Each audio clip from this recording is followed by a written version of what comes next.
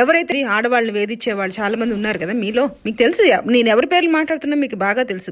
వాళ్ళని తీసుకెళ్ళి ఇవాళ న్యాయానికి అప్పచెప్పించండి, చట్టాలకు అప్పచెప్పించండి, కోర్టులకు అప్పచెప్పండి. అవండి నా మూడో నా డిమాండ్. ఇవాళ ఏ పాపాలు చేసినా అబ్బా యేసుప్రభు గారి కాళ్ళ మీద పడిపోతే క్షమించేస్తాడు అనే సిద్ధాంతాన్ని నమ్మే మనిషిని కాదు నేను. ఇవాళ నేను ఏం నమ్ముతున్నాను తెలుసా? దుష్ట శిక్షణ, శిష్ట రక్షణ. ప్రతి దుష్టుడికి మెడకాలు నరికేయాలి, మంచి వాళ్ళకి రక్షణ కలిగించాలి అనే సిద్ధాంతాన్ని నమ్మే మనిషిని నేను ఇవాళ. కనుక మీ బోడి కథలు, మీ పిట్ట కథలు నాకు దగ్గర పనికిరావు. కనుక ఇంకా ఉన్నాయండి, దీనికే భయపడితే ఎట్లా? 4 నిమిషాల వీడియోకే భయపడితే ఎట్లా?